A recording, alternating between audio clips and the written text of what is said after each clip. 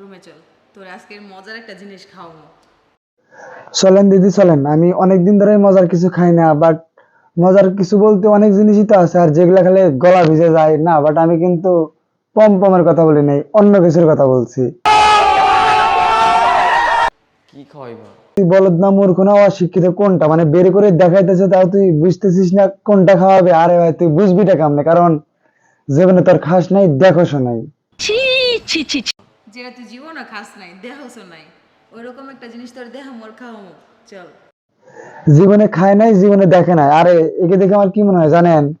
তৃতীয় লিঙ্গের পুরুষ না, বাটের কথাবার্তা শুনে মনে হইতেছে আর মতো মানুষ হয় না। কথা কিন্তু সত্য। হ্যালো ভাই বাদারান সিস্টার, কেমন আছেন আপনারা? আশা করছি অনেক অনেক ভালো আছেন। বাট আবারও চলে এলাম আপনাদের মাঝে নতুন একটা ভিডিও নিয়ে। আর হয়তো ভিডিওর থাম্বনেল দেখে টেপে গেছেন আজকের ভিডিওটা কিরকম হবে, তো চলুন যাই আজকের ভিডিওটা শুরু করি।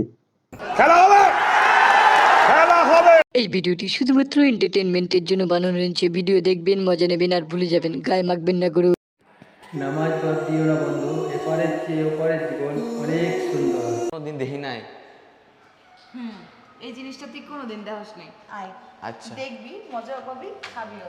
আর কথাটা কিন্তু একদম ঠিক বলছে, মানে তোর মতো বলদা জীবনে দেখেও নাই, আর তোর মতো বলদাক দিয়ে মনে হয় মজাও পাবে না। আরে যা বেটা যা, খায়া দায় আর শুধু খাস না রে, একটু টিপি টুপি দিস। সঠিক বলেছেন। কিলে ডাকছেন তাড়াতাড়ি কম। আর কিসের জন্য ডাকছে তুই জানোস না? তোকে দিয়ে কি করবে জানোস? ভগবান বানায় মনে হয় পূজা করবে। এটা খোলা কি জরুরি? না, গরম লাগতেছে তো তাই খুলতেছি। আর এই কথাটা তো ঠিক বলছে, কারণ হয়তো কি জানোস, দিদির অনেক গরম ধরছে তাই অনেক কিছু খুলতেছে। বাট তুই আবার কোন নজরে তাকাস না, কারণ কোন নজরে তাকায় তুই কি করবো, কারণ সবকিছু তো এমনি দেখা যাইতেছে। আচ্ছা শোন, কি?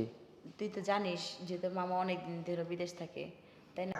জানাটাই স্বাভাবিক, বাট স্বামী বিদেশ তো মানে এখানে কি আর বলি। যাই হোক, তোমাদের মতো মেয়েরা তো দেহ ব্যবসা করে, পরকিয়া করে, টাকা পয়সা সব দিয়ে দেয়, পরে কি করে জানো?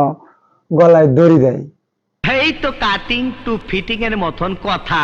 আর একটা নারীর কি চাহিদা সেটা বুঝিস। ঠিক বলছো দিদি, তুমি ঠিক বলছো, তোমার অনেক চাহিদা, বাট এই কাপুরুষকে দিয়ে মনে করে হবে না। কারণ কি জানো, তুমি বাইরে করে আসো তাই তো দেখতে ভয় পাইতেছে, তাহলে তোমার দিকে কেমনে তাকাবে সেটাই তো বুঝি না। তো ভিডিও শুরুতে শিক্ষা নিয়ে একটা বিষয়কে আপনারা বুঝতে পারলেন, মানে স্বামী বিদেশ গেছে টাকা ইনকাম করার জন্য, আর বইয়ের এই অবস্থা। মানে এদের জন্যই তো বাংলাদেশটা অনেক উন্নত হইতেছে, বিদেশ থেকে টাকা আসতেছে আর ছেলেবেলে দেখা হইতেছে না। বাট এই মেয়েটা কিন্তু ঠিক ওই রকম করতেছে। সঠিক বলেছেন, আপনার বুদ্ধি ভালো।